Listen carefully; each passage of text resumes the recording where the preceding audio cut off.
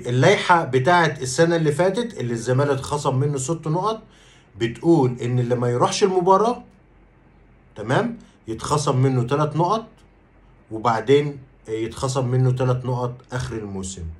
دي اللائحة اللي الزمالك عايزين يمشوا الدنيا عليها زي ما حصل معانا السنة اللي فاتت يحصل السنة دي. طب ازاي وانت اصلا ماضي على لائحة جديدة؟ اللائحة الجديدة اللي بتقول ان ده اتغير.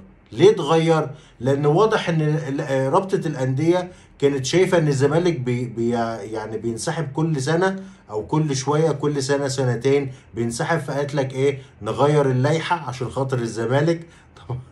طبعا انا بهزر، لكن هو ده الواقع، هو ده اللي حصل، ان اللائحة اتغيرت في البند ده.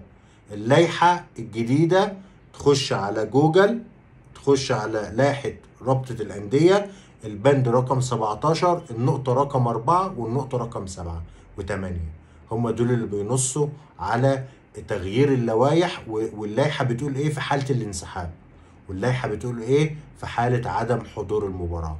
الموضوع بسيط جدا، مش محتاج كلام كتير. الاهلي راح للجنة التظلمات علشان يعيد المباراة، مش علشان ما يتشالش منه او يتشال منه 3 نقط اخر الموسم، لا.